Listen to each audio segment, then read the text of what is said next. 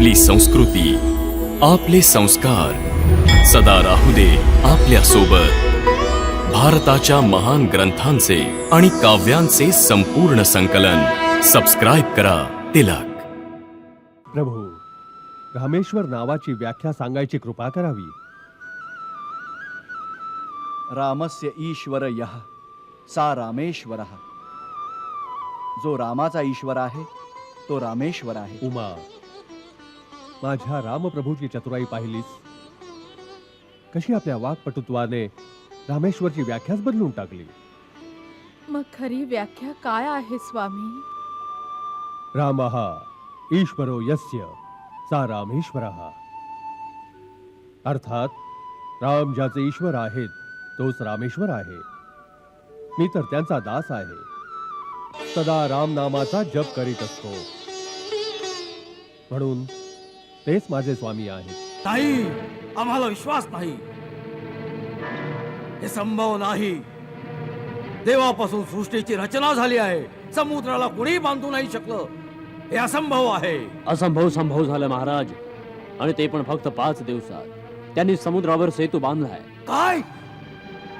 समुद्रावर सेतू बांधला? समुद्रावर सेतू बांधला? यावर असलेलं आवरण काढून टाक.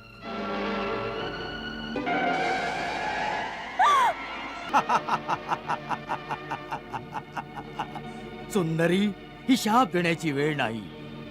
ही तुझ्या माझ्या मिलनाची वेळ आली आहे. जोपर्यंत तुझा पती जिवंत होता तोपर्यंत तुझा हट्टीपणा समजू शकत होतो, परंतु अशी वेळ गमावणं केवळ मूर्खपणा आहे. आता तू इथून जाऊही शकत नाहीस, आणि जो तुला वाचवायला आला होता तोही मारला गेला. आता उरलेलं आयुष्य जोगिनीप्रमाणे या वृक्षाखाली घालवणं ही कसली बुद्धिमत्ता? सीते, आता अशी वेळ पुन्हा नाही येणार की सर्व लोकांचा विजेता तुझ्या पायाशी स्थान मिळवण्यासाठी भीक मागत आहे. हे काय? हे काय चमकत आहे?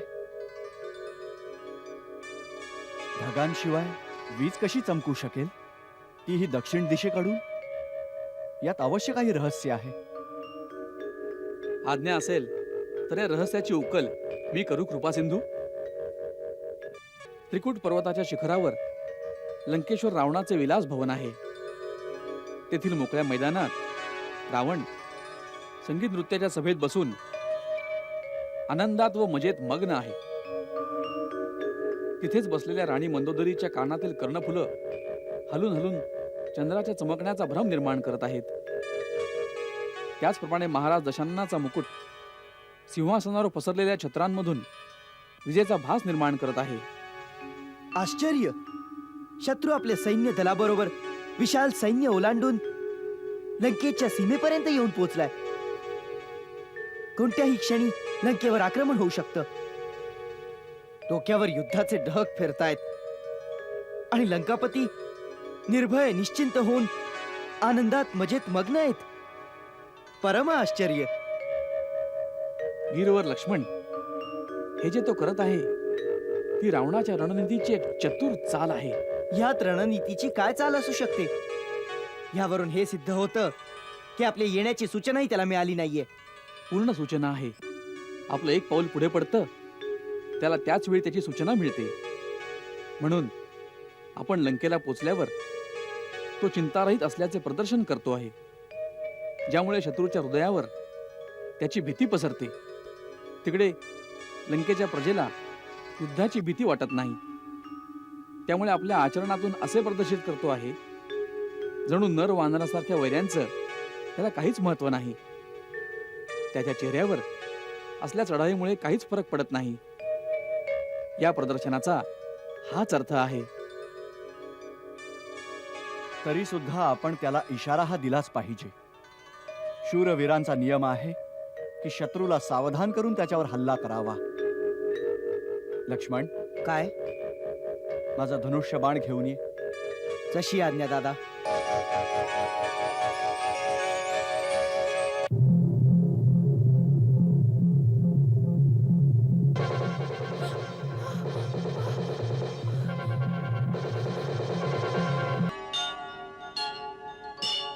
शांतिरो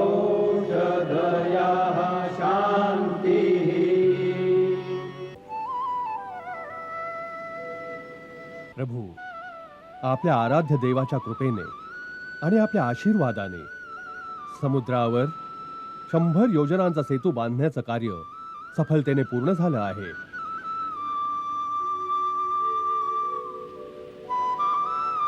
या सफलतेसाठी आपण सर्व अभिनंदनास पात्र आहात.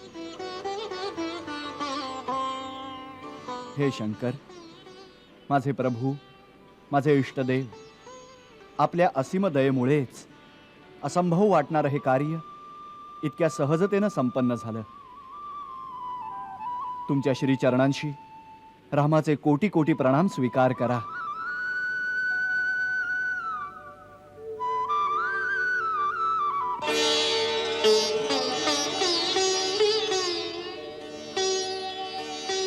माझी अजून एक विनंती स्वीकार करा भोलेनाथ. माझ्या समस्त अनुयायांना आपली भक्ती प्रदान करा. आपल्या भक्तीपासून विमुख होऊन जे माझ्याकडे येतील त्यांना माझ्या सेवेचं काहीही फळ प्राप्त नको होऊ दे.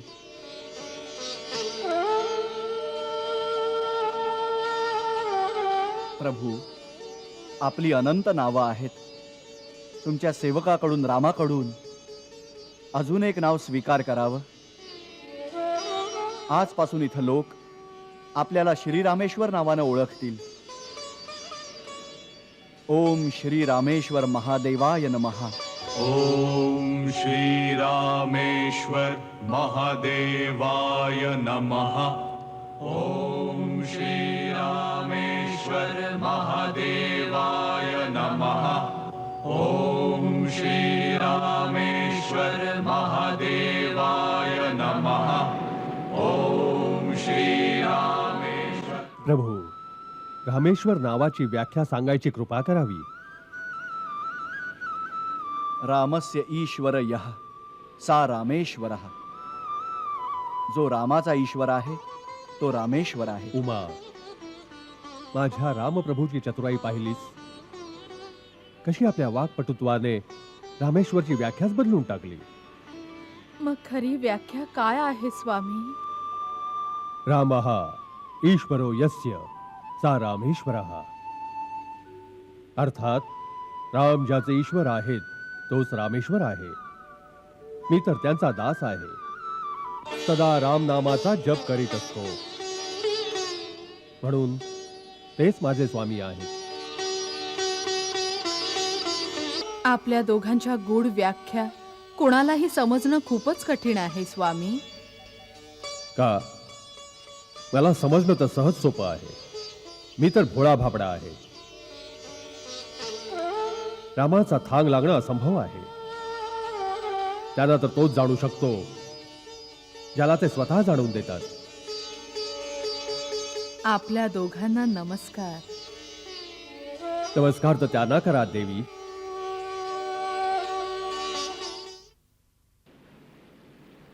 महाराज सुग्रीव आणि समस्त वानर वीरांनो, नल नील यांचं कौशल्य आणि आपणा सर्वांच्या अद्भुत साहस आणि सहकार्यानं 5 दिवसात हे असंभव कार्य संपन्न झालं आहे. आजपर्यंत या पृथ्वीवर इतका मोठा सेतू निर्माण नाही होऊ शकला. या सेतूला बांधून आपण सर्वांनी आपल्या अद्भुत साहसाचं एक अपूर्व उदाहरण जणू जगासमोर प्रस्तुत केलं आहे. माझ्या वीर सैनिकांनो, 100 योजन समुद्रावर सेतू बांधून आपण आपलं लक्ष सोपं केलं आहे. जो विजय 400 कोस लांब होता तो जणू आता 4 हात दूर राहिला आहे. समुद्रावर बनवलेला सेतू आपल्याला आवाहन करत आहे की बलिदानी वीरांनो, या आणि या सेतूला पार करून पुढे जा आणि पृथ्वीवरून अनीती, अधर्म आणि अनाचाराचा अंत करून टाका. माता चंडिका भवानीचं नाव घेऊन हर हर महादेव गर्जना करत, शत्रूच्या नाशाची गर्जना करत हा सेतू पार करून टाका. हर हर महादेव, हर हर महादेव, हर हर महादेव. प्रभू, सेतूवर सर्वप्रथम आपले चरण पडू देत.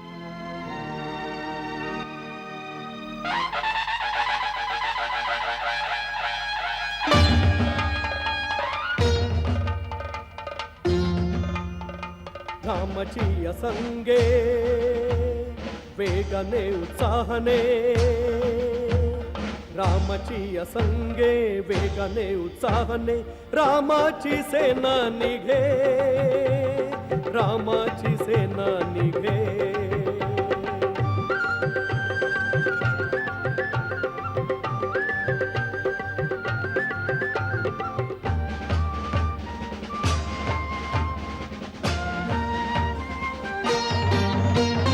कधी लंकेमध्ये पोचू आम्ही हा महासागर ओलांडुनी हा महासागर ओलांडुनी हो सफल अभियानामध्ये स्वप्न से साकारण्या स्वप्न से साकारण्या पाप नीतीचा अंत होऊनी धर्माचा जयकार हो धर्माचा जयकार हो विजयी होतील रामचंद्र हे रावण ही हरणार हो रावण ही हरणार हो रामावर विश्वास हो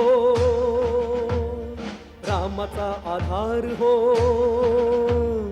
रामावर विश्वास हो रामाचा आधार हो कल्याण राम करी रामाची सेना निघे रामाची सेना निघे रामाची सेना निघे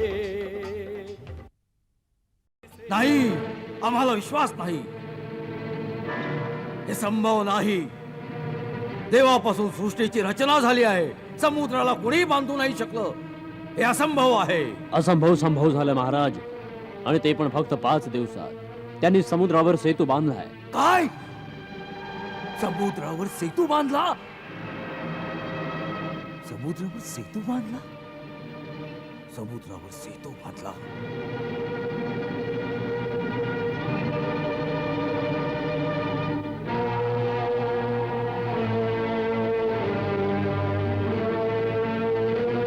सेतू बांधला.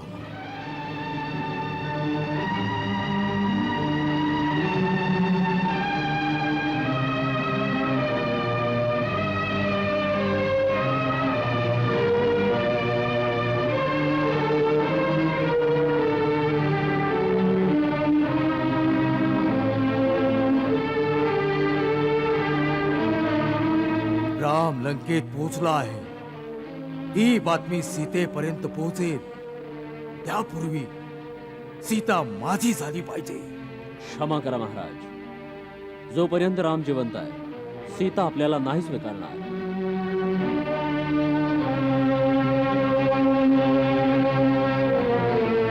राम जिवंत असेपर्यंत ना? ठीक आहे, याचा उपाय आज लंकेश्वर करेल.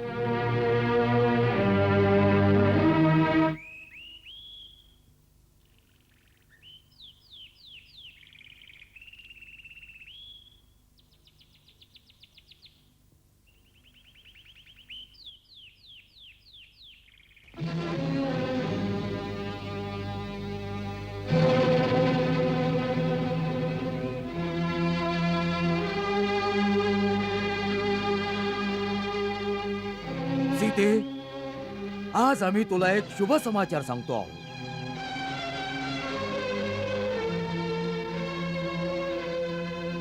समाचार नाही ऐकणार?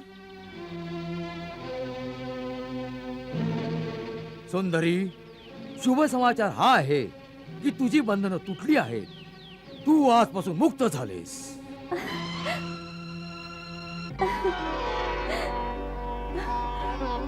खरोखरच तू मला मुक्त करून मला माझ्या पतीकडे पाठवतोयस ना? का तू माझी थट्टा करतोयस? अरे पती कसला, तेच तर बंधन होतं, त्याच्यापासून तू मुक्त झाली आहेस. सीते, सुंदरी, जोपर्यंत पती जिवंत होता तुझ्यावर पतिव्रता धर्माचं बंधन होतं. आम्ही त्याला संपवून टाकलं आहे. आता ना पती राहिला ना पतिव्रता धर्माचं काही बंधन राहिलं. आता तू त्या धर्मबंधनातून मुक्त आहेस. आता आपल्या मिलन मार्गात अशी कोणतीही बाधा नाही राहिली जी तुला लंकेश्वराची महाराणी बनण्यापासून थांबवू शकेल. याच खुशीमध्ये आम्ही तुझ्यासाठी एक अद्भुत अनमोल भेट घेऊन आलो आहोत.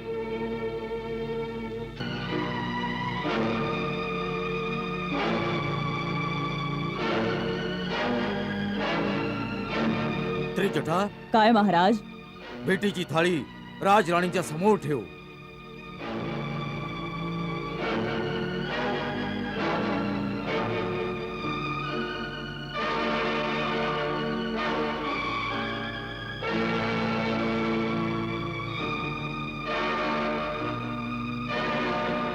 यावर असलेलं आवरण काढून टाक.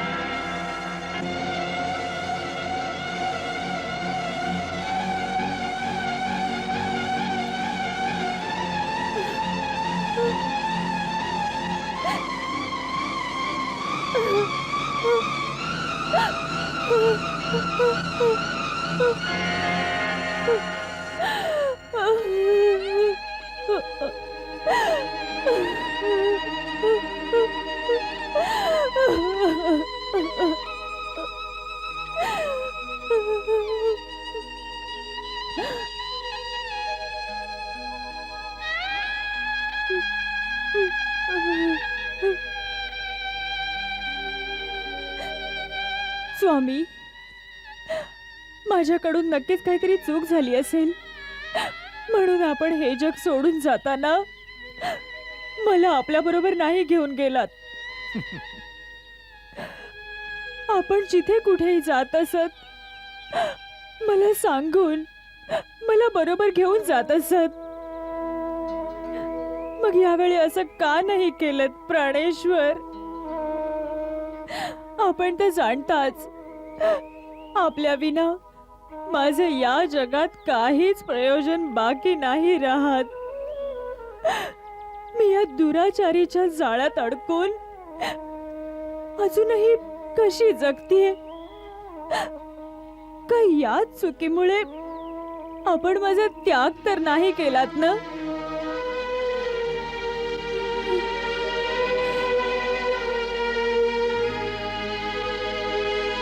पापी, तुझ्यामुळे माझ्या पतीपासून माझा वियोग झालाय. त्या पापाचा दंड सर्वांच्या समोर माझे पती तुला आपल्या हाताने देतील हे दृश्य मी माझ्या डोळ्याने पाहू शकले नाही. परंतु मला माझ्या पतीपासून वेगळं केल्याबद्दल तुला भीषण दंड तुला अवश्य मिळेल. हा माझा शाप आहे. सुंदरी, ही शाप देण्याची वेळ नाही, ही तुझ्या माझ्या मिलनाची वेळ आली आहे. जोपर्यंत तुझा पती जिवंत होता तोपर्यंत तुझा हट्टीपणा समजू शकत होतो, परंतु अशी वेळ गमावणं केवळ मूर्खपणा आहे. आता तू इथून जाऊ शकत नाहीस आणि जो तुला वाचवायला आला होता तोही मारला गेला. आता उरलेलं आयुष्य जोगिनीप्रमाणे या वृक्षाखाली घालवणं ही कसली बुद्धिमत्ता? सीते, आता अशी वेळ पुन्हा नाही येणार की सर्व लोकांचा विजेता तुझ्या पायाशी स्थान मिळवण्यासाठी भीक मागत आहे. आता आपल्यामध्ये कोणतीही अडचण नाही. मेलेला तर निघून गेला, जो जिवंत आहे त्याचा हात धर, नाहीतर हे जीवन व्यर्थ होईल. हे जीवन व्यर्थ होईल हे तुला कोणी सांगितलं? याच्यानंतरही मी जिवंत राहीन. रावणा, पती पत्नीचं नातं एका जन्माचं नसतं. मी तर आता सुद्धा मृत्यू देवतेला बोलवून आपलं हे शरीर तिला सोपवून देईन. जसं हे शरीर श्री राम नाहीये त्याचप्रमाणे हे शरीर सुद्धा सीता नाहीये. राम आणि सीतेचे आपसातले जे संबंध आहेत ते या शरीरा पलीकडचे अनादी आणि परमगुण आत्मा आहेत. शरीर तर मिळण्याचे एकमात्र साधन आहे जे प्रत्येक जन्मात प्रत्येक लोकात वेगवेगळं असतं. म्हणून मूर्खा, तुझी ही याचना व्यर्थ आहे. सीता आणि राम कधी वेगळे झालेच नाहीत आणि कधीही वेगळे होणार नाहीत. हे शरीर राहील किंवा नाही राहणार. मला केवळ एवढंच आश्चर्य वाटतंय की जेव्हा श्रीराम हे शरीर सोडून जाऊ लागले असतील तेव्हा माझ्या आत्म्याला त्याचं भान का नाही झालं. प्रभू, माझी दृष्टी तर सतत आपल्या चरण कमलांना एका पहाऱ्याप्रमाणे बघत असते. तर मग या पहाऱ्याकडून अशी चूक कशी झाली. प्रभू, मला क्षमा करा. मला क्षमा करा प्रभू. मला क्षमा करा. महाराजांचा विजय असो. काय आहे? क्षमा करा महाराज. युवराज इंद्रजित आणि आपल्या मंत्रिमंडळाचे इतर सदस्य काही विशेष निर्णयासाठी आपली वाट पाहत आहेत. करू देत. युवराज इंद्रजितांनी सांगितलं आहे की विषय अत्यंत गंभीर आणि महत्त्वपूर्ण आहे. आपल्याला विनंती आहे की आपण त्वरित यावे.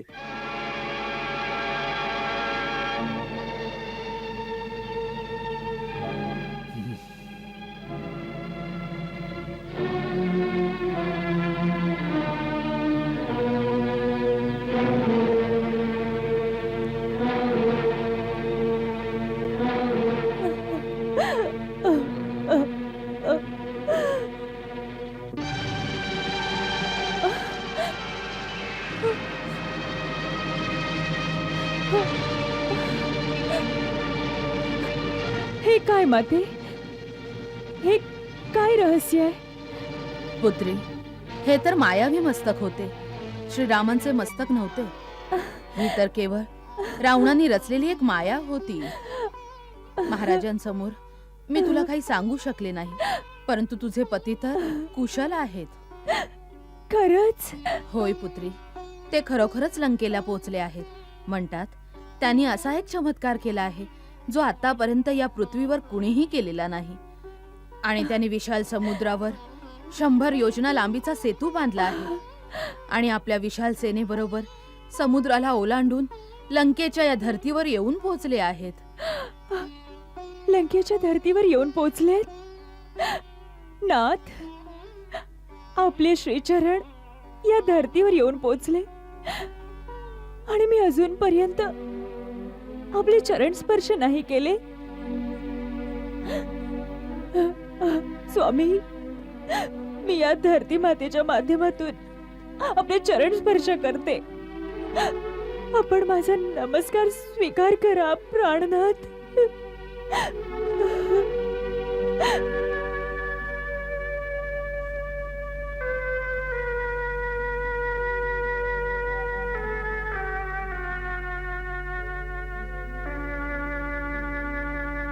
सीता,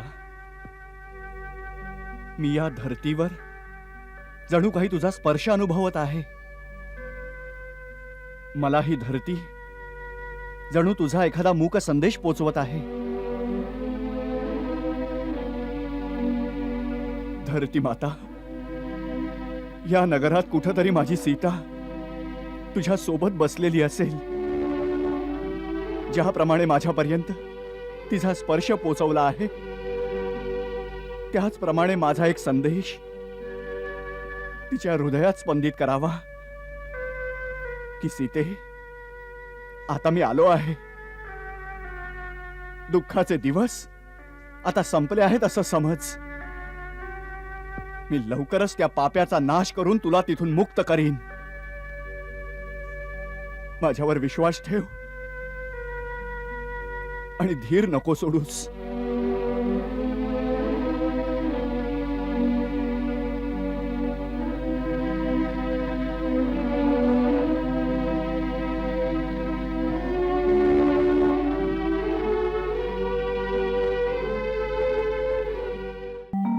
सेनापतीचा भार घेऊन खांद्यावरती आज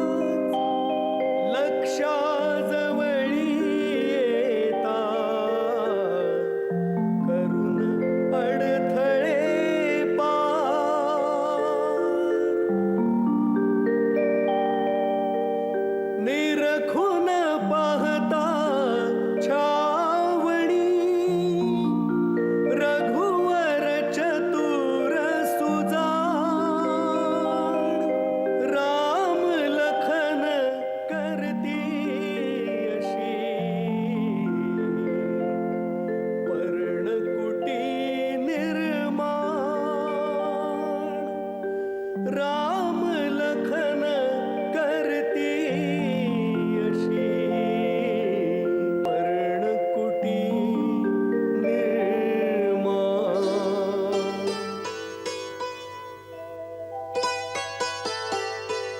सुंदर. खूप विचारपूर्वक सैन्याच्या छावणीची बांधणी केली आहे महाराज सुग्रीव. छावणीच्या बांधणीत महाराज बिभीषणाने मोठे दूरदर्शितापूर्ण उपयोगी सल्ले दिले आहेत. महाराज बिभीषण, भक्तीच्या साधनेत जीवन व्यतीत करणाऱ्या साधू समान सरळ व्यक्तीला या समर संचालनाचा अनुभव कसा? प्रभू, आपल्या मोठेपणा आणि रक्षणासाठी तिन्ही लोकात आपल्या तलवारीच्या जोरावर त्राही त्राही माजवणाऱ्या रावणाचा भाऊ आहे मी भगवन.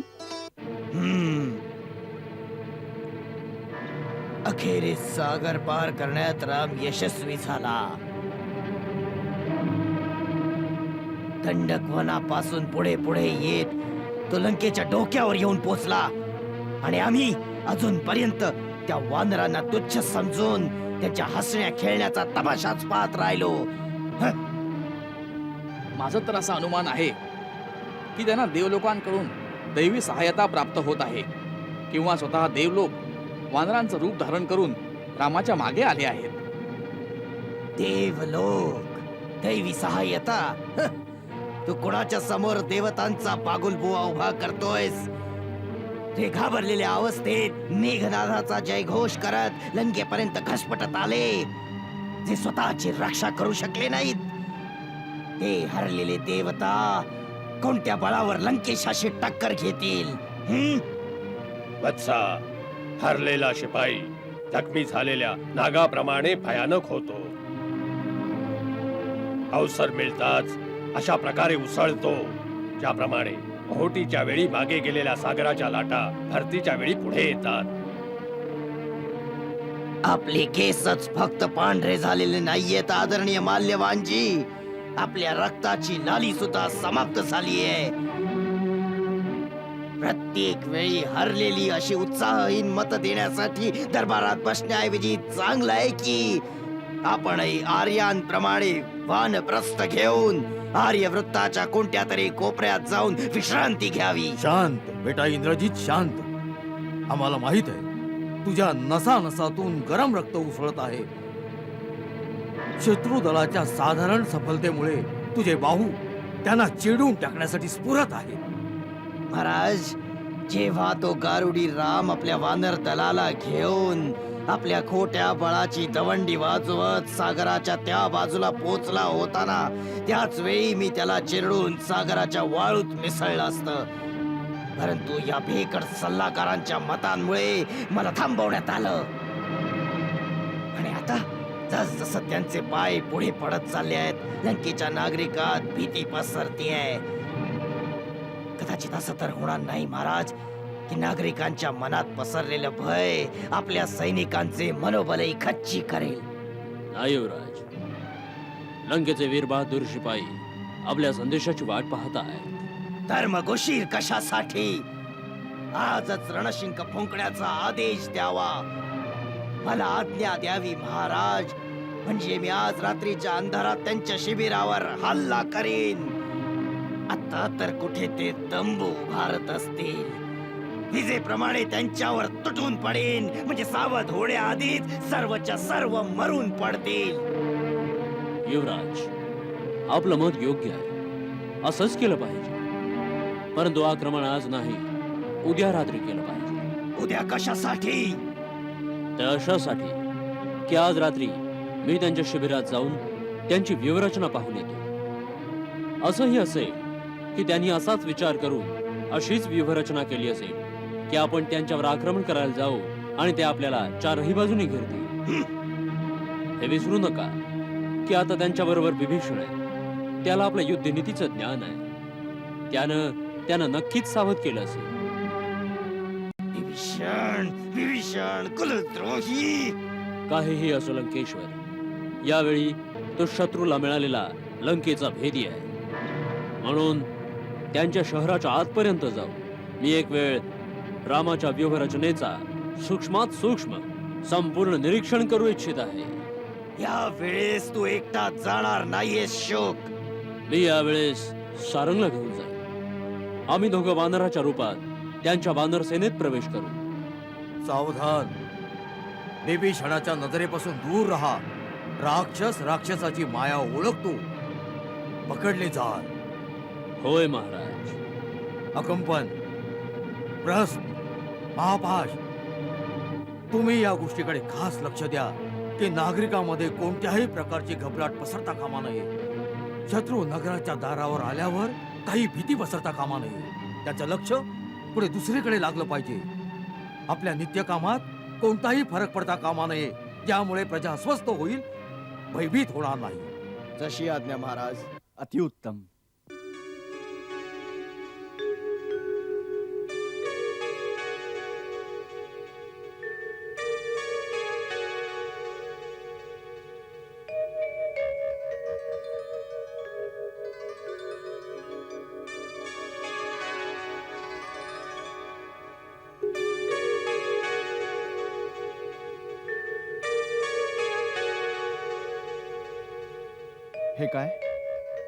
हे काय चमकत आहे? ढगांशिवाय वीज कशी चमकू शकेल, तीही दक्षिण दिशेकडून? यात अवश्य काही रहस्य आहे. आज्ञा असेल तर या रहस्याची उकल मी करू कृपासिंधू. या मायावी स्थानाबद्दल आपणाशिवाय आणखी कोण जाणू शकतं लंकेश? वास्तवात गोष्ट अशी आहे की ना ही चमक चंद्राची आहे, ना हा चमचमाट विजेचा आहे. मग काय आहे? त्रिकूट पर्वताच्या शिखरावर लंकेश्वर रावणाचे विलास भवन आहे. तेथील मोकळ्या मैदानात रावण संगीत नृत्याच्या सभेत बसून आनंदात व मजेत मग्न आहे. तिथेच बसलेल्या राणी मंदोदरीच्या कानातील कर्णफुलं हलून हलून चंद्राच्या चमकण्याचा भ्रम निर्माण करत आहेत. त्याचप्रमाणे महाराज दशाननाचा मुकुट सिंहासनावर पसरलेल्या छत्रांमधून विजेचा भास निर्माण करत आहे. आश्चर्य. शत्रू आपल्या सैन्य दलाबरोबर विशाल सैन्य ओलांडून लंकेच्या सीमेपर्यंत येऊन पोहोचलाय. कोणत्याही क्षणी लंकेवर आक्रमण होऊ शकतं. डोक्यावर युद्धाचे ढग फिरतायत आणि लंकापती निर्भय निश्चिंत होऊन आनंदात मजेत मग्न आहेत. परम आश्चर्य. वीरवर लक्ष्मण, हे जे तो करत आहे ती रावणाच्या रणनीतीची एक चतुर चाल आहे. ह्यात रणनीतीची काय चाल असू शकते? यावरून हे सिद्ध होतं की आपल्या येण्याची सूचनाही त्याला मिळाली नाहीये. पूर्ण सूचना आहे. आपलं एक पाऊल पुढे पडतं, त्याला त्याच वेळी त्याची सूचना मिळते. म्हणून आपण लंकेला पोचल्यावर तो चिंतारहित असल्याचे प्रदर्शन करतो आहे, ज्यामुळे शत्रूच्या हृदयावर त्याची भीती पसरते. तिकडे लंकेच्या प्रजेला युद्धाची भीती वाटत नाही. त्यामुळे आपल्या आचरणातून असे प्रदर्शित करतो आहे जणू नर वानरासारख्या वैऱ्यांचं त्याला काहीच महत्व नाही. त्याच्या चेहऱ्यावर असल्या चढाईमुळे काहीच फरक पडत नाही. या प्रदर्शनाचा हाच अर्थ आहे. तरी सुद्धा आपण त्याला इशारा हा दिलाच पाहिजे. शूरवीरांचा नियम आहे की शत्रूला सावधान करून त्याच्यावर हल्ला करावा. लक्ष्मण, काय? माझा धनुष्य बाण घेऊन ये. जशी आज्ञा दादा.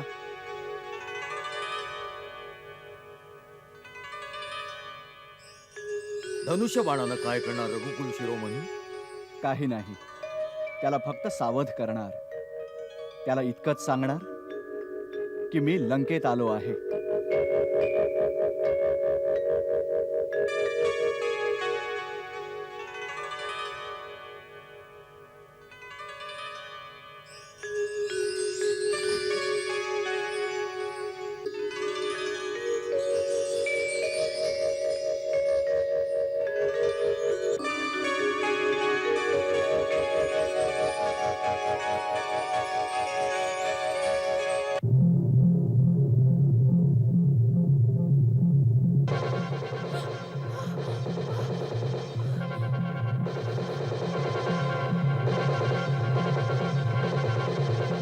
धन्य आहे, धन्य आहात प्रभू.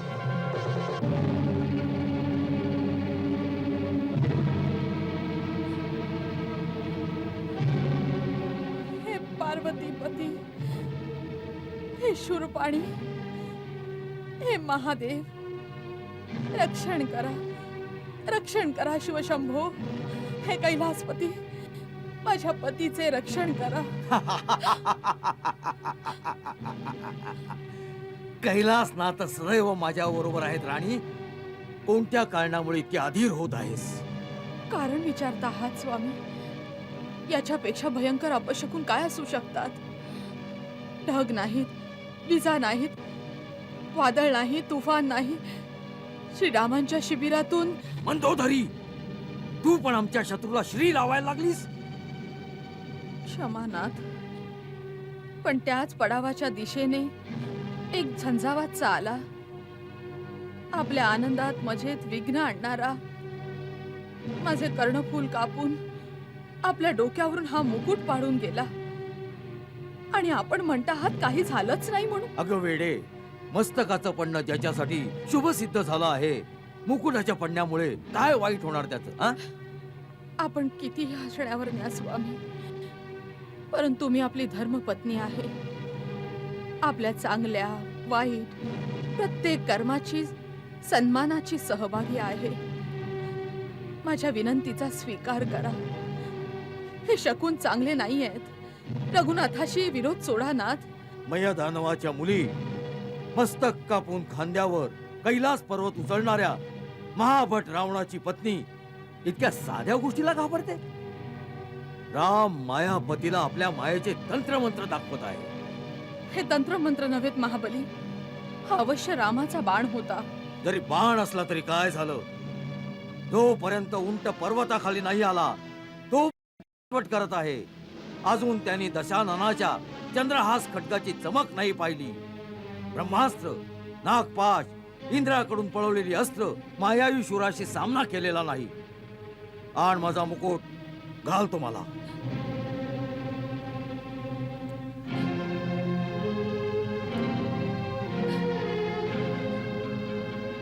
हे महादेवा, अनंत कालापर्यंत लंकेश्वरांच्या डोक्यावर हा मुकुट चमकत राहो.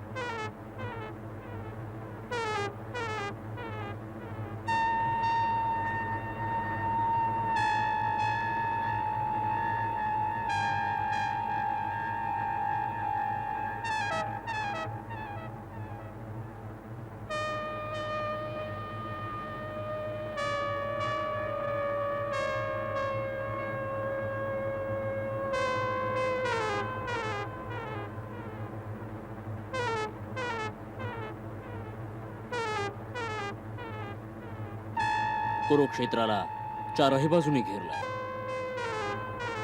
सारंग, हे शिबिर नाही, संपूर्णपणे व्यूहरचना आहे. कोणत्याही बाजूने आक्रमण केलं तरी पूर्ण शिबिराला घेरताच नाही येणार. शुक, तू दरबारात अचानकपणे आक्रमण न करण्याचा सल्ला दिला होतास. तो किती दूरदर्शीपणाचा होता. मी तर थक्क झालोय. जर आपल्या सेनेनं आवेशात येऊन आक्रमण केलं असतं तर प्रथम प्रहारातच गारद झाली असती. इतक्या कमी वेळात जेवढी माहिती पाहिजे होती ती मिळाली. आता आपल्याला राम लक्ष्मणाची काय सुरक्षा आहे हे पाहून लगेच निघालं पाहिजे. जर विभीषणाची नजर पडली तर आपलं गुपित उघड पडेल. तुमचं गुपित फुटलंय शुक आणि सारंग.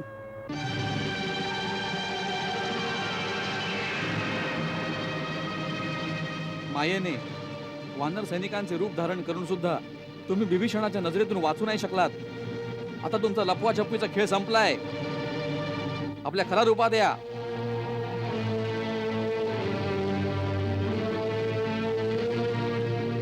पकडा या दोघांना.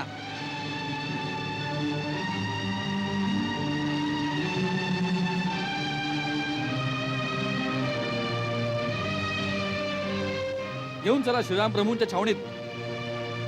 तेच या गुप्तचरांना योग्य दंड देण्याचा निर्णय करतील.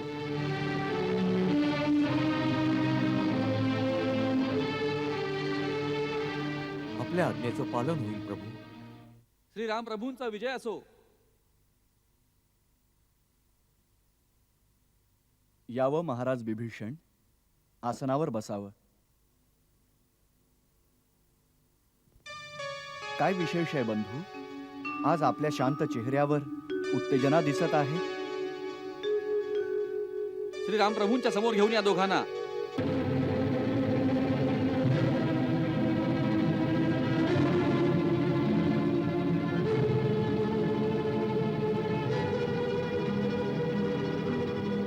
कोण आहेत हे दोघं?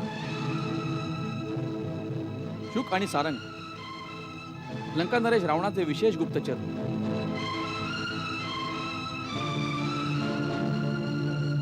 हे गुप्तचर म्हणून आपल्या छावणीत आपले रहस्य जाणण्यास आले आहेत. आपल्या मायावी क्षमतेनं वानर सैनिकांच्या रूपात वानर सैनिकांबरोबर मिळून मिसळून आपल्या निर्बल जागांचा शोध घेत होते. हे तेच करत होते जे गुप्तचरांनी करायचंच असतं. आता आम्ही ते करू जे आम्हाला करायला हवं होतं. काय केलं पाहिजे आपण? गुप्तचर जर पकडले गेले तर त्यांना मृत्यूदंड द्यायचं ठरलं आहे. पहिल्यांदा हा जेव्हा दूत बनून आला होता त्यावेळी राजनीतीप्रमाणे मला पाहिजे असूनही मी मृत्यूदंड नाही देऊ शकलो. परंतु आता हा गुप्तचर बनून आला आहे. राजनीतीप्रमाणे याला मृत्यूदंड देणं योग्य आहे प्रभू. गुप्तचरांचा वध झालाच पाहिजे. हाच नियम आहे. युद्ध नीती आहे, राजनीती आहे. गुप्तचराला सोडून देणं युद्धात पराजयाचं कारण होऊ शकतं दादा. लक्ष्मण, जय आणि पराजय जर गुप्तचरांच्या जीवन मरणावर अवलंबून असेल तर शूरवीरता आणि युद्ध कौशल्य व्यर्थ आहे. या दोन्ही लंकावासियांना बंधनमुक्त करा. गुप्तचरांना सोडून देणं युद्धात पराभवाचं कारण ठरू शकतं दादा. लक्ष्मण, जय आणि पराजय जर गुप्तचरांच्या जगण्या मरणावर अवलंबून असेल तर शूरवीरता आणि रणकौशल्य व्यर्थ आहे. आपल्यासारखा उदार शत्रू मी आजवर पाहिला नाही. याचं कारण मी कोणत्याही प्राण्याचा शत्रूच नाही. जर तुम्ही सर्व रहस्य जाणली असतील तर लंकेत जाऊन प्रसन्नतापूर्वक आपल्या राजाला आमच्या बलसामर्थ्याबद्दल पूर्णपणे परिचित करा. केवळ सैन्य मोजणीनं आणि सेनापतीच्या बळाचा शक्तीचा अंदाज घेऊन युद्धाचा निर्णय आणि वैऱ्यावर विजय प्राप्त नाही होत. धर्म, नीती आणि सत्यात यथार्थ शक्ती असते. विजय नेहमी सत्याचाच होतो. अन्यथा सर्व शक्तिशाली आतताई अमर झाले असते. जशी आज्ञा दया विधान. अयोध्यानाथ, आता आम्हाला जायची आज्ञा द्या. जा आणि जाऊन लंकेशला आमची शक्ती आणि आमच्या सेनेचं सारं रहस्य सांग. हे आव्हानही ऐकव की ज्या बळावर तू देवी सीतेचं हरण केलं आहेस तेच बळ आता आपली सेना आणि सर्व शक्तीनिशी रणभूमीत दाखव. याच बरोबर राजा रावणाला तपस्वी रामाचं हे आव्हानही ऐकव की राम केवळ त्याच्या पत्नीसाठी लढत नाहीये तर संपूर्ण जगातील स्त्री सन्मानाच्या सुरक्षेचा आदर्श स्थापन करण्यासाठी एक धर्म युद्ध करीत आहे. त्यामुळे भविष्यात असा कुत्सित प्रयत्न आणि असा दुराग्रह कुणीही राजा करू शकणार नाही. लाज नाही वाटत? बेकडाप्रमाणे हे सांगताना की बिभीषण वध करणार होता पण कृपा सिंधू रघुनाथानं आम्हाला वाचवलं. कुठे चतुर गुप्तचर बनून त्याचं रहस्य जाणायला गेला होता. आपली निर्बलता दाखवून परत आलात. यापेक्षा चांगलं झालं असतं जर तुम्ही आपल्या जीवाशी खेळला असतात. तर भेकड कुठली? आम्हाला भेकड समजू नका महाराज. शत्रूच्या गुप्तचराला आजपर्यंत कोणीही जिवंतपणे परत नाही जाऊ दिलं. ही तर कृपा सिंधू, क्षमामूर्ती श्री रामाची उदारता होती. श्री म्हणू नकोस त्याला. सुख तुला माहित आहे शत्रूंची प्रशंसा ऐकण्याची सवय नाही आमची. ज्याप्रमाणे तू वैऱ्याचे गुणगान गातो आहेस त्यावरून तुझ्या विश्वासावर आम्हाला संशय येत आहे. काय तुला पण विभीषणाप्रमाणे राजद्रोही तर व्हायचं नाही ना? क्षमा महाबली, क्षमा दिग्विजयी. आम्हाला असलं दूषण लावू नका. आमच्या राज्यभक्तीवर संशय घेऊ नका. आमच्यासाठी लंकेच्या या माती समोर स्वर्ग सुद्धा काही नाही. आपल्या एका आदेशावर आम्ही आमचे डोकं उडवण्यास तयार आहोत. महाराज, जे काही पाहिलं, जे काही ऐकलं ते सांगणं आमचा धर्म आहे. ठीक आहे, क्षमा केली आम्ही. सांग, शत्रुदलाची काय रहस्य घेऊन आलात? ज्या वानर सेनापतीच्या शक्तीचा अंदाज आला आहे ते सांग. आणि माया युद्धामध्ये आमच्याशी सामना करणारे योद्धा कोण कोण आहेत यांचं वर्णन कर. काय काय ऐकू? कोणाकोणाचं वर्णन ऐकू? तिथला सर्वसाधारण वानर सैनिक आणि शिपायांमध्ये एक अद्भुत साहस आहे. महाराज, हनुमानाच्या शक्तीला तर आपण पाहिलंच आहे. तिथल्या सर्वसाधारण सैनिकांतील अद्भुत साहस पाहून आम्ही सुद्धा दंग राहिलो. प्रलाप बंद कर. त्रिकूट शिखरावरून आम्ही स्वतः अवलोकन करतो. तू एका एकाचा परिचय दे आम्हाला. अवश्य त्रिलोक विजयी. तेव्हा आपण शत्रूच्या सैन्य दलाचा आणि साहसाचं तर्क लावू शकाल. चल. पहा प्रभू, ही आहे लंका नगरी.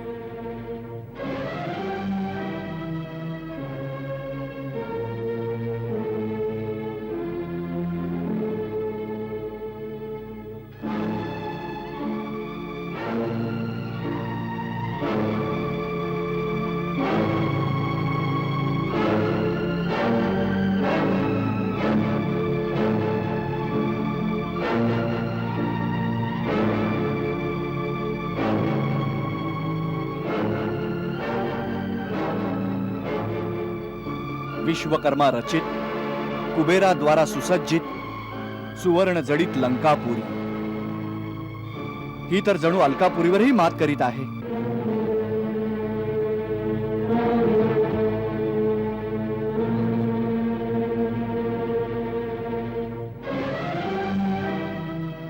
विभीषण कुलद्रोही. आम्ही त्याचं तोंडही पाहू इच्छित नाही. आणखी त्याच्याबरोबर कोण आहेत?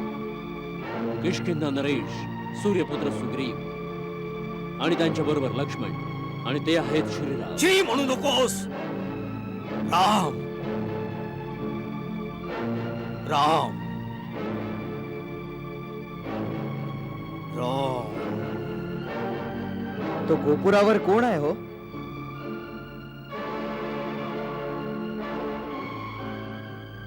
हो, स्वतः लंकाधिपती रावण. रावण. रावण?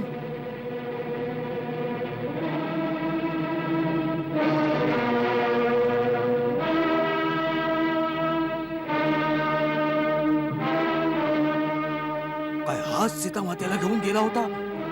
नराधम, याला पृथ्वीवर राहण्याचा काही अधिकार नाही.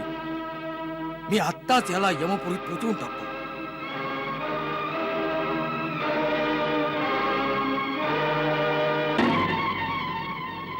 रावण!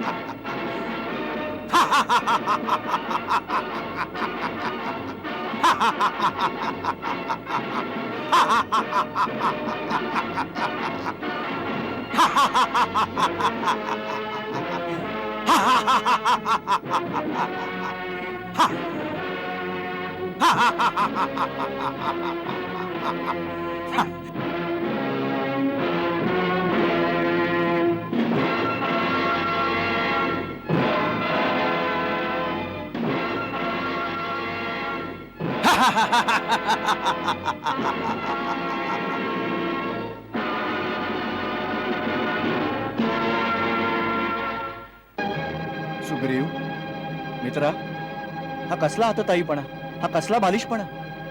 प्रभू, त्या नरपिशाच नराधमाला पाहून मी माझ्यावर ताबा नाही ठेवू शकलो ना. साहसाची साकार मूर्ती वीरवर, तुझ्या या असामान्य साहसानं आम्हाला सर्वांना चिंतेत टाकलं. महाबली, आता कधीही अशा प्रकारचं कठीण साहस करून स्वतःचे प्राण संकटात नको घालूस. मी माझ्या मनाच्या व्यथेचं वर्णन कसं करू प्रभू? माता सीतेला पळवून नेणाऱ्या त्या आतताई पाप्याला पाहून माझ्या नसानसातून वीज चमकली. माझा राग अनावर झाला. मी वेड्यासारखा झालो प्रभू. मित्रा, तू आमचा राजा आहेस. केवळ तू हरल्यामुळे आम्ही सर्वजण पराजित झालो असतो. आपल्या धर्मयुद्धावर अधर्माचा विजय झाला असता. तुला कोणतंही पाऊल न विचारता किंवा सल्ला न घेता उचलता कामा नये. प्रभू, पुन्हा अशी चूक नाही होणार प्रभू. आता युद्ध अढळ आहे.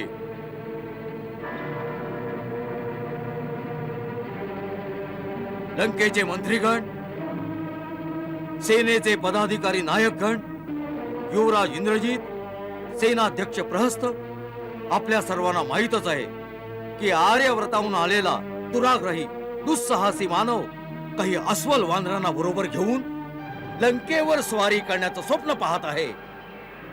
आता युद्ध अटळ झालं आहे. लंकेश, युद्धाला आपल्या लंकेच्या दाराशी आणण्याची जबाबदारी काय फक्त त्या मानवावरच आहे? काय आपण या गोष्टीवर विचार नाही करू शकत की जर सीतेला परत पाठवून युद्ध थांबवत असेल तर का नाही तिला परत पाठवावी? जे युद्धाचे वास्तविक कारण आहे, आपल्याला त्या कारणावरही विचार करायला हवा महाराज. कारणावर नाही, केवळ निवारणावरच विचार केला जाईल. कोणत्या प्रकारे आपल्या जमिनीवर आलेल्या दुस्साहसी काही नरवानरांच्या संघटित शक्तीला आमची सीमा ओलांडण्याचा दंड देऊन नंतर सागराच्या पलीकडे ढकललं पाहिजे. केवळ याच गोष्टीची योजना केली पाहिजे, बस.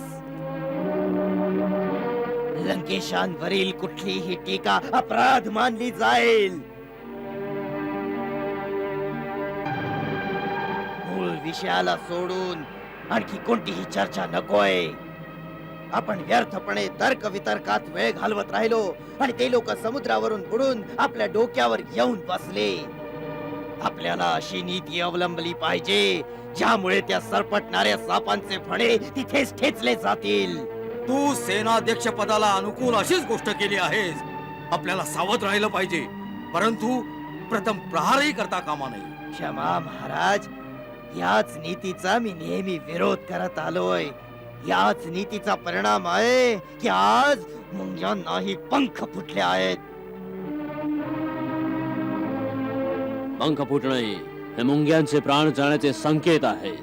महाराज, मुंग्यांना चिरडण्याची आज्ञा द्यावी.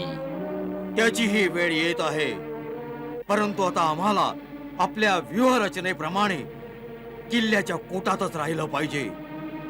ज्याप्रमाणे अभिमंत्रित कवचात शरीर सुरक्षित राहतं, कोणत्याही अस्त्रशास्त्राचा प्रभाव त्यावर होत नाही, आपणही आपल्या विराट विशाल अभेद्य किल्ल्याच्या आत सुरक्षित परंतु सावधानतेनं सैन्य संचालन करत दक्षतेनं त्यांच्या हालचालींना गिधाडाच्या दृष्टीने निरखत राहू.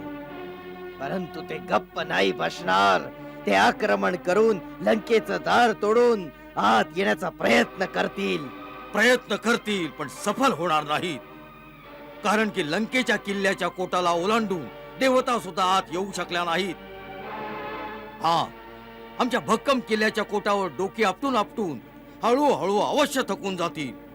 तीच वेळ असेल एका थकलेल्या शत्रूवर तुटून पडण्याची. आता त्यांना संपवणं आपल्यासाठी सहज शक्य होईल. महाराज, माझ्या दूतांची बातमी आहे की त्यांनी अद्भुत गरुड व्यूहाची रचना केली आहे जी अभेद्य आहे. चूक, तू त्यांच्याकडून प्रभावित होऊन आला आहेस. अरे, तोडण्याचा प्रश्नच कुठे येतो.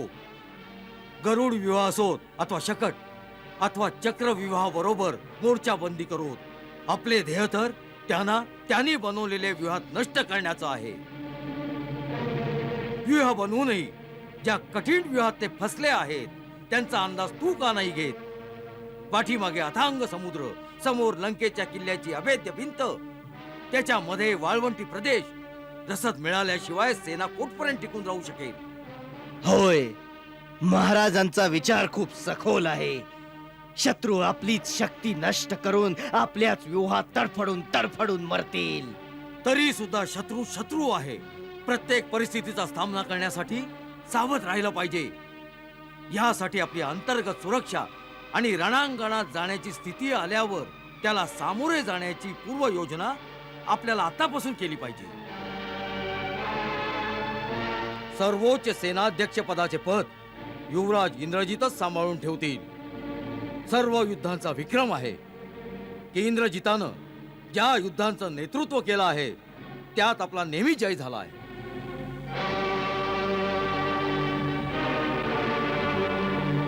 मी आज प्रतिज्ञा करतो की मी आपल्या पूर्वजांच्या निष्ठेवर आणि लंकेच्या प्रतिष्ठेसाठी माझे प्राणही पणाला लावेन. या सर्वोच्च पदाच्या प्रतिष्ठेवर मी जिवंत असेपर्यंत आच येऊ देणार नाही. वीर इंद्रजित, तिन्ही लोकात लंकेचा गाजावाजा आणि राक्षसांचा दबदबा तुझ्यामुळेच बनला आहे. मेघनाथ, तूच रावणाच्या विशाल कपाळावर मुकुट बनून शोभत आहेस. पुत्रा, तुझ्याशिवाय मी अपूर्ण आहे. सर्वोच्च सेनाध्यक्ष पदावर राहून सुद्धा पश्चिम द्वारावर आपले सेनाध्यक्ष आणि सेनेबरोबर तू स्वतः राहा. पश्चिम द्वार अत्यंत महत्वपूर्ण आहे. असंच होईल महाराज. आपल्या पूर्वेकडील तटावर जे लंकेचं प्रमुख द्वार पण आहे तिथे राजकुमार प्रहस्त आपल्या ताब्यातील सेनेसह उभे राहतील.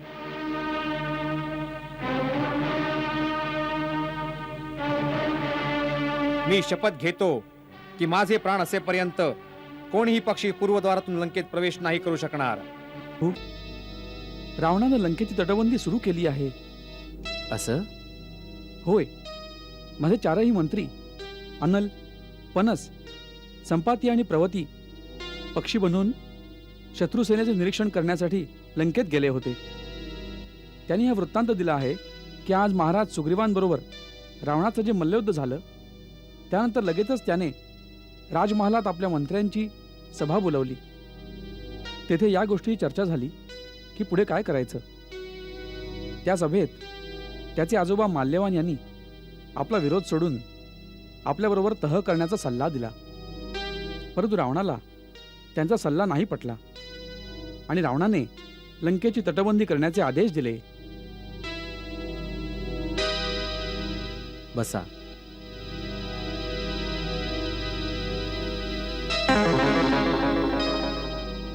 तो काय विचार करतो? तो प्रथम आक्रमण करणार का आमच्या आक्रमणाची वाट पाहणार? त्याने जी व्यूहरचना केली आहे त्यातून असं वाटतं की तो विचार करतो की प्रथम आपण आक्रमण करावं, ज्यामुळे आपली शक्ती आणि संघटनेचा पत्ता लागेल.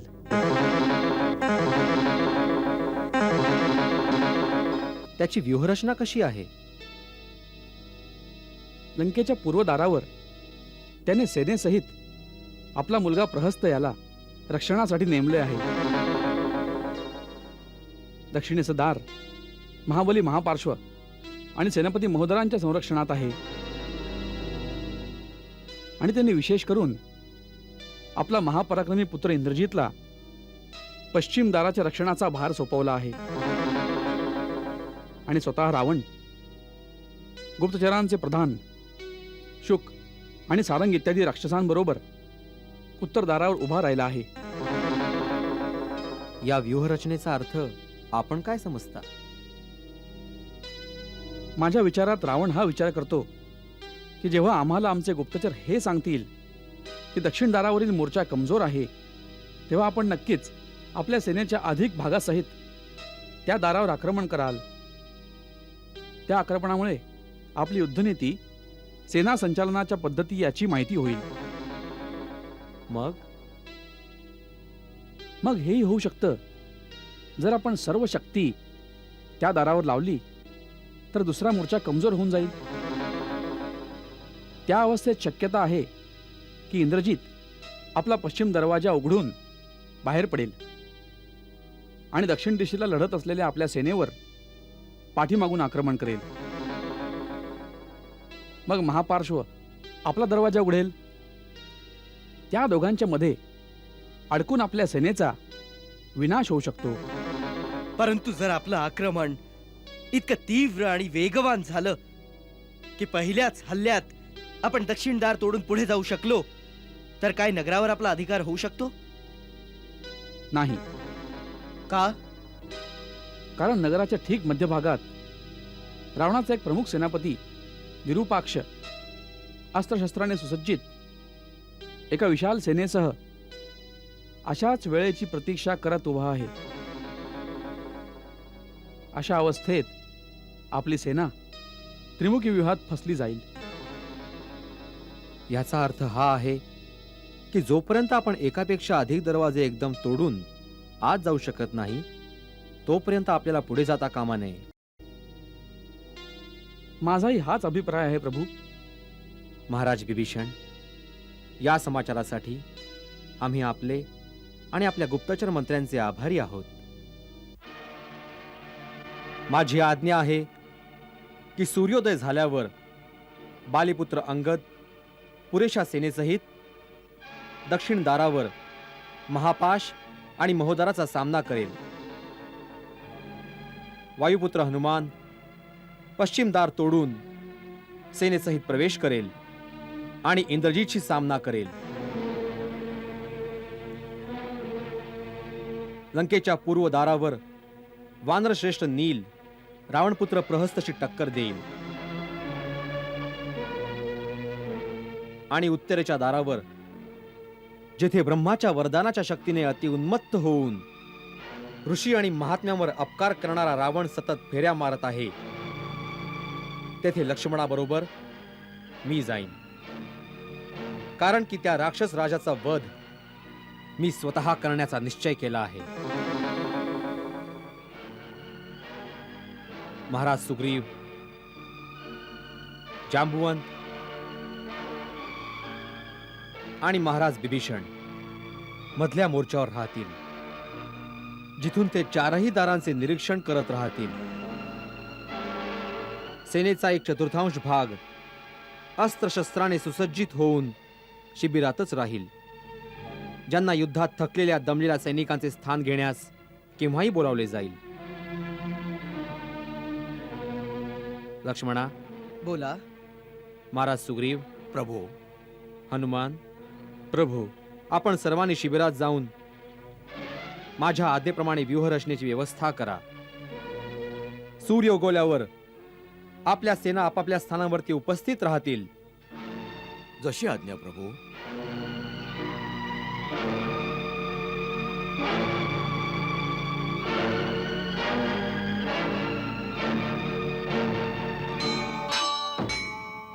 दोन्हीकडे होताशी तयारी महासंग्रामाची, तयारी महासंग्रामाची. एकीकडे बळ राक्षसी, दुसरीकडे सेना रामाची, दुसरीकडे सेना रामाची. निज स्वामीना जयकारुनी संचालना सेना निघे, संचालना सेना निघे रणपूर्ण होत आहे प्रभू निज कामनेचे यश मिळे निज कामनेचे यश मिळे रणपूर्ण होत आहे प्रभू निज कामनेचे यश मिळे निज कामनेचे यश मिळे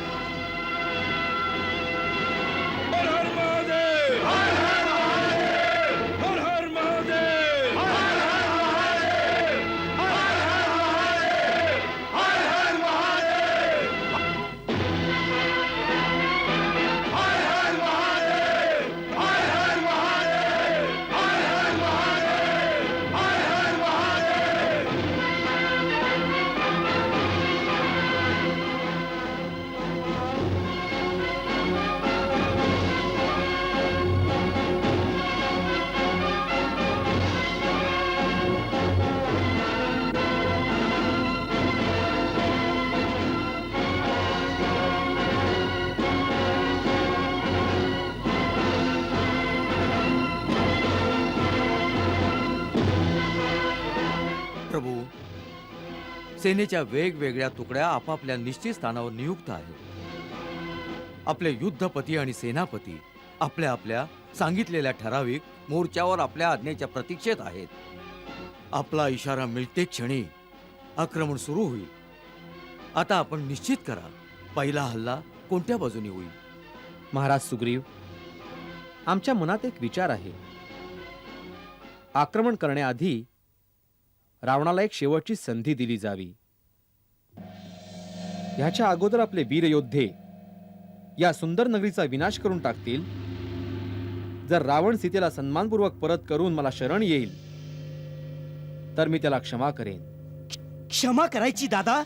त्या पाप्याला ज्याने जगदंबेप्रमाणे पवित्र सीता मातेला पळवलं, देवांना हानी पोचवली आणि आपल्या पित्या समान महात्मा जटायूंचा निर्दयतेने वध केला. लक्ष्मण, नाही दादा, ज्याने माझ्या देवतुल्य भावाच्या मनाला दुःख दिलं आहे त्याला मी क्षमा करण्यास संमती नाही देत. लक्ष्मणा, शास्त्र सांगतं की सामर्थ्यवानाला क्षमेचा गुण सोडून नाही चालत. दयाच वीराची शोभा असते. देवगुरु बृहस्पतींनी राजनीतीचे शिक्षण देताना सांगितले आहे की स्वतःच्या क्रोधाला प्रदर्शित करताना, कोण्या एका व्यक्तीला पापाचा दंड देताना जर त्याची प्रजा आणि निर्दोष प्राण्यांचा सर्वनाश होण्याची संभावना असेल तर वीरपुरुषाने स्वतःच्या क्रोधाला शांत करून क्षमेच्या गुणाला स्वीकारावे आणि शत्रूला आपल्या पापाचे प्रायश्चित्त करण्यास अवधी द्यावा. हाच राजधर्म आहे आणि हीच राजनीती आहे. प्रभो, ही योजना रजोचित पण आहे आणि धर्मोचितही. आता प्रश्न हा आहे की आपला दूत बनवून कोणाला पाठवलं पाहिजे. कारण की दूत असा असला पाहिजे जो परमबुद्धिमान हवा, परमवीर पण हवा. कारण की असा शत्रू कोणत्याही वेळी कपट करू शकेल. दादा, मग तर आपल्याला वीर हनुमानांना पाठवायला हवं. नाही. का? कारण शत्रू असंच समजेल की सर्व वानर सेनेत एकच वीर योद्धा आहे ज्याला वारंवार पाठवत आहेत. प्रभो, माझ्या मते युवराज अंगदला या कामासाठी पाठवलं जावं.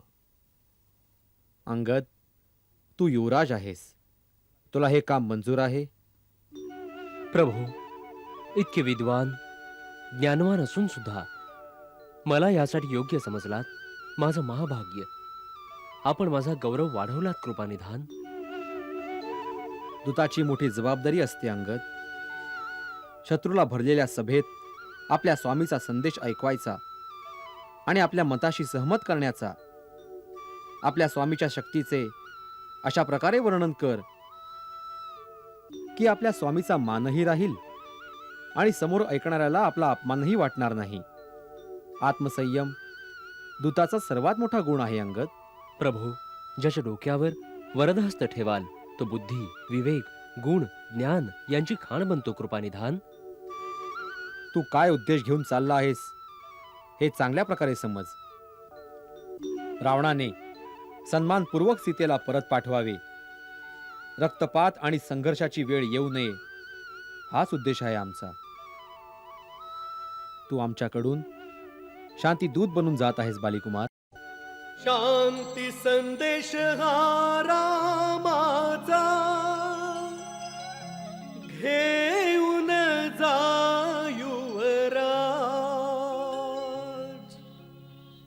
एक अवसर द्या शत्रूला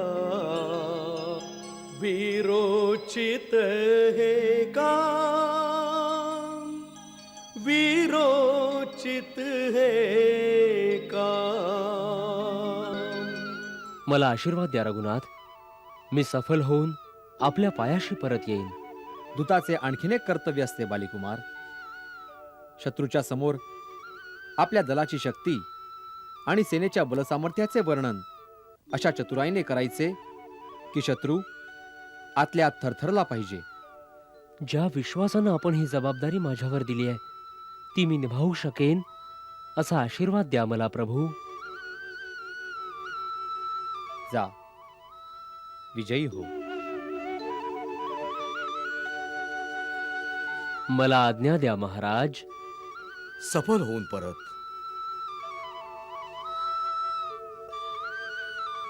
यशस्वी हो.